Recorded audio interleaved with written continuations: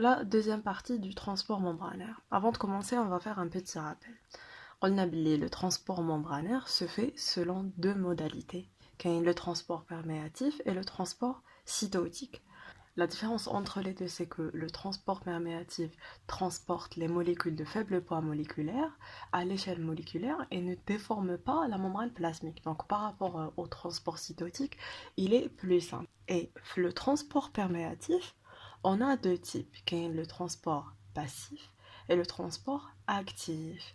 La différence entre les deux, c'est que le transport passif suit le gradient de la concentration. Le transport passif suit le gradient de concentration, les molécules du milieu le plus concentré vers le milieu le moins concentré. Et il se fait sans apport d'énergie. Par contre, le transport actif, il ne suit pas le gradient de concentration, il transporte les molécules du milieu le moins concentré vers le milieu le plus concentré. Il ne suit pas le gradient de concentration. Et il va faire ce transport avec apport d'énergie.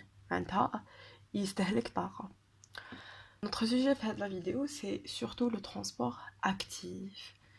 Donc le transport qui ne suit pas le gradient de concentration et qui se fait avec apport d'énergie. La première chose à savoir pour le transport perméatif actif, c'est qu'il y a deux types aussi, le primaire et le secondaire. La différence entre les deux, c'est que le primaire, l'énergie l'énergie sous forme d'ATP, et le secondaire ne consomme pas d'ATP. Donc primaire ATP, secondaire non, pas d'ATP. Il utilise un type d'énergie, mais c'est pas à base d'ATP. D'accord? On commence par le transport actif primaire. Il est aussi appelé transport actif direct. Il utilise de l'énergie fournie pour transporter des molécules à travers la membrane, logiquement. La plupart des enzymes qui réalisent ce genre de transport, le transport actif primaire, sont des ATPases. ATPases, transmembranaires. Parce que le mécanisme de travail utilise l'ATP. C'est une molécule d'ATP. C'est adénosine triphosphate. Parce que l'adénosine, là, a 3 molécules de phosphore. Pourquoi cette molécule est très importante pour fournir de l'énergie? En fait, la liaison entre le deuxième P et le troisième, il y a une très très grande énergie. Maintenant, si cette liaison sera rompue, ce qui est possible, elle donnera beaucoup d'énergie qui sera utilisée par la cellule. D'ailleurs, c'est le mécanisme d'énergie le plus utilisé dans le corps humain.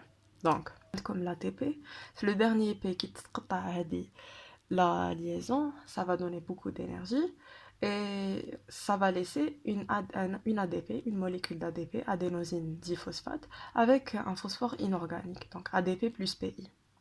D'accord? Le genre de réaction arrive quand on a un transport actif primaire. Les ROA, il utilise l'énergie fournie par l'ATP. L'exemple de l'ATPase le plus connu, le transport primaire actif, c'est la pompe sodium-potassium.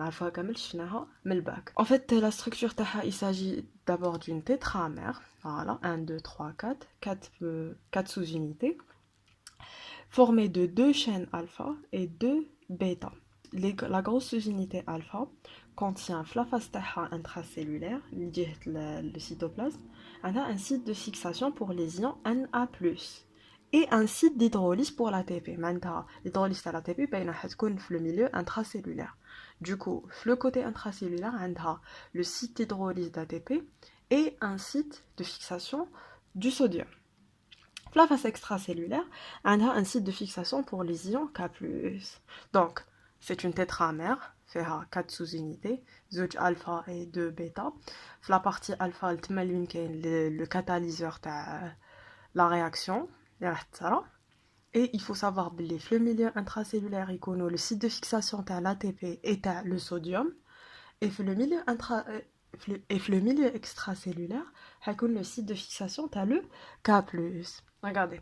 Non, c'est un milieu riche en Na+. Je vois que les molécules de Na+. Normalement, qui sera une diffusion passive, il le plus concentré, le moins concentré, chez sodium. Mais là, le transport actif, ça va aller du milieu le moins concentré vers le milieu le plus concentré. Voilà comment ça marche le transport actif. Maintenant, le rôle de la pompe sodium-potassium, c'est de faire sortir 3 Na+, et de faire entrer 2 K+. D'accord? Donc, ça fait sortir 3 Na+, et ça fait entrer 2 K+. Pourquoi? Bon, d'abord, on doit savoir pourquoi. On sait que le corps تاعنا, on a des cellules excitables, les cellules musculaires, les cellules cardiaques et les neurones, logiquement. Les cellules excitables ont un potentiel de repos. Pour que le potentiel de repos soit maintenu, le milieu extérieur est positif et le milieu intérieur de la cellule est négatif. Et on sait aussi qu'on a des canaux de fuite, قنوات مفتوحة باستمرار. Donc retenez ça. هاد القنوات مفتوحة باستمرار, à un certain moment, ils perdent l'équilibre تاعهم. Donc soit يدخلوا بزاف Na+, ولا يخرجوا بزاف K+. La cellule ما تقعدش en potentiel de repos. C'est là où la pompe تاعنا ATPase, elle va intervenir pour remettre l'équilibre et ça va maintenir le potentiel de repos. Donc, la première cause où l'ATPase fait sortir 3Na+, et fait entrer 2K+, c'est pour maintenir le potentiel de repos. La deuxième fonction de la pompe sodium-potassium, c'est le rétablissement de l'équilibre initial après un potentiel d'action. La repolarisation du neurone, c'est là où elle va intervenir. En fait, la repolarisation, on a plus besoin d'elle que quand on a besoin du maintien du potentiel de repos. Donc, ça joue un rôle dans le maintien du potentiel du repos des cellules nerveuses, musculaires et cardiaques. Et elle est également responsable du rétablissement d'équilibre initial après un potentiel d'action. Hadi, c'était la pompe ATPase. كيفاش تخدم la pompe Na+, K+.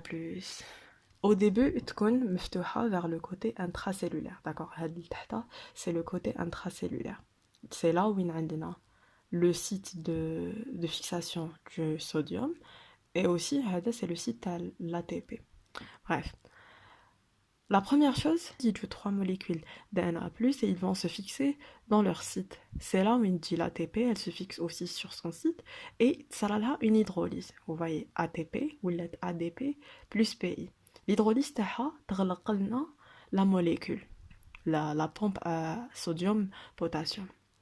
Une fois c'est fait, tu vas vers le côté extracellulaire et elle va faire sortir les 3 molécules de sodium, les canaux de l'air. Donc une fois le K+, le milieu extracellulaire, il va venir et il va se fixer sur son site de fixation. Vers le milieu extracellulaire. D'accord? Une fois c'est fait, تعاود تغلق تعاود تفتح vers le milieu intracellulaire et ça va faire entrer les 2 K+, اللي تلصقوا لنا اللي كانوا برا وتلصقوا.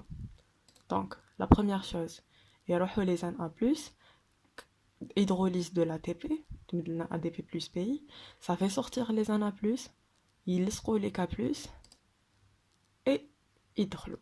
Voilà. C'est comme ça que ça marche la pompe sodium-potassium. Maintenant, il y a 2 remarques très importantes.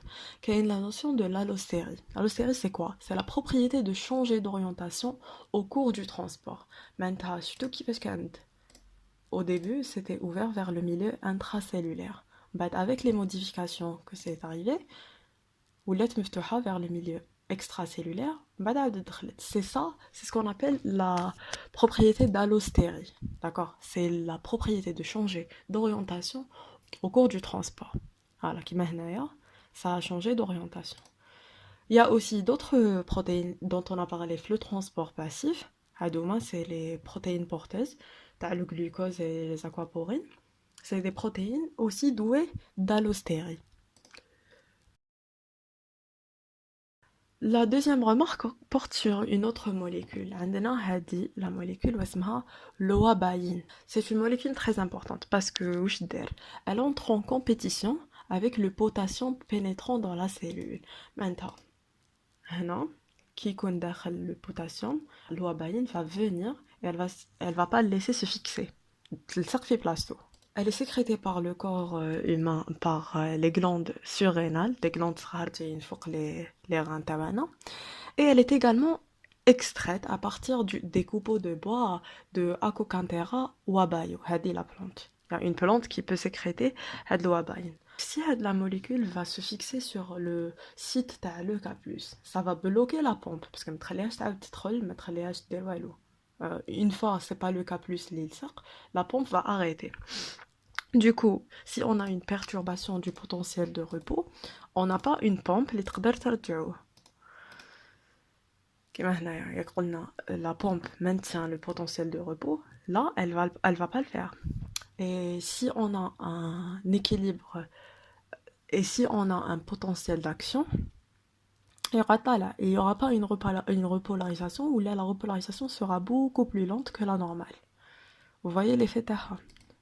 Du coup, ça va causer la perte de potentiel membranaire du fait que l'échange entre l'ion de sodium et un potassium ne peut plus se faire. D'accord ? Le blocage de la pompe conduit à une augmentation de la concentration des ions sodium dans le cytoplasme des cellules et à un arrêt progressif des pompes. Il s'ensuit une perturbation du gradient électrochimique membranaire qui accentue la concentration cardiaque. معناتها في le cœur تاعنا كي تكون الوا باين تحبس لنا les pompes. La contraction cardiaque, comme le potentiel d'action, soit يريح كاين ما كاينش repolarisation, ou là la repolarisation sera plus lente. Du coup, la contraction cardiaque sera aussi plus lente.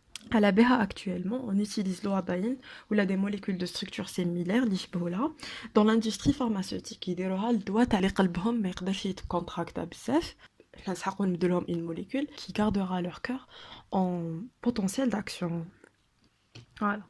Mais bien sûr, c'est une molécule toxique, donc à des doses élevées, ça peut être mortel. Maintenant, le transport secondaire actif. Où je connais les deux cas, c'est qu'il n'utilise pas de l'énergie venant de l'hydrolyse de l'ATP. C'est le primaire. Le transport actif secondaire, contrairement au transport actif primaire, il n'utilise pas l'ATP. À la place, c'est la différence du potentiel électrochimique qui est utilisée. D'accord ? La différence du potentiel électrochimique, elle est créée par les ions, par la charge des ions, positifs et négatifs. Maintenant, on a un type de soluté qui se déplace en fonction d'un gradient électrochimique, permettant ainsi à un soluté d'un autre type de se déplacer en allant à l'encontre du gradient. Maintenant, on a un soluté, par exemple le glucose, il sort de la cellule, alors que le milieu extracellulaire est le plus concentré. D'accord, le plus concentré. On va utiliser donc un transport actif. Pour ce faire, on doit utiliser un autre ion, d'accord, quelque chose pour le faire sortir. C'est le transport actif secondaire. Du coup, on utilise une molécule pour faire sortir ou entrer une autre molécule. Attends que nous les voilà. Du coup, soit en antipore, une molécule va entrer et l'autre va sortir, soit en sympore. On fait entrer les deux molécules. Donc, nous chauffons les deux exemples. Nous la remarque. Il y a une chose à savoir. Les glutes, le transport passif, c'est des perméases, 12 domaines transmembranaires, ils ont un transport passif de le glucose, d'accord? C'est les glutes. Voilà.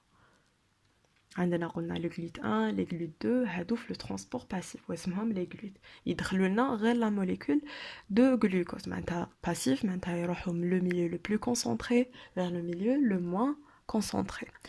Parce que le transport actif secondaire, on a les S-glutes. Je vais vous mettre le S.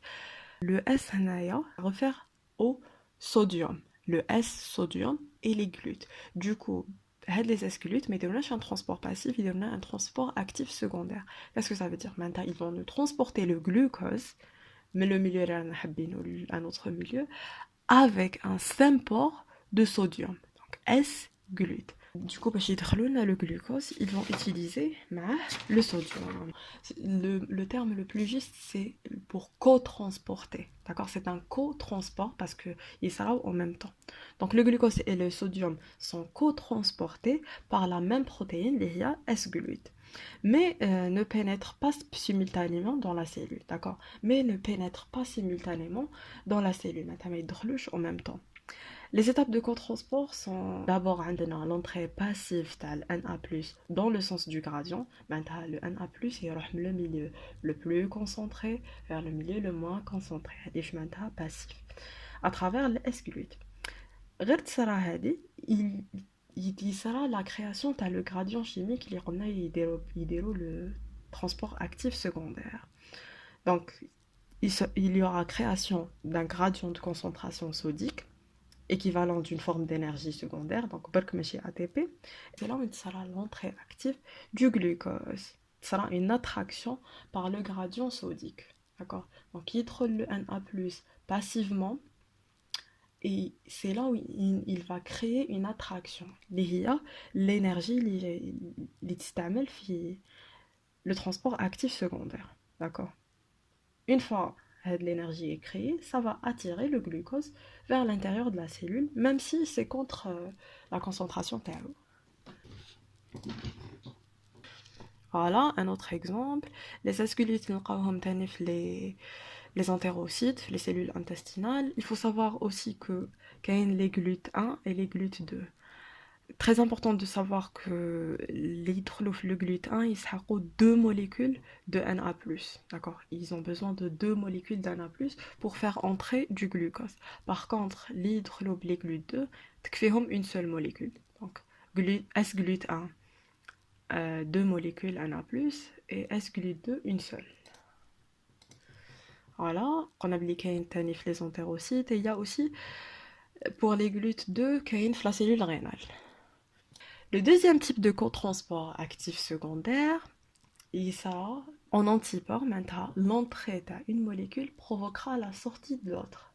Quand le cotransport Na+, Ca2+, le cotransport Na+, H+, et le cotransport Na+, K+. Donc, avec l'antipore, Ca2+, Na+. Na+, H+, a dit qu'il y a surtout l'estomac. Et Na+, K+. هادوما تاع les antiports. هادو اللي يديروا le transport actif secondaire. هنايا la pompe هادي درنا le transport actif primaire. La pompe ماشي داخله مع هادو.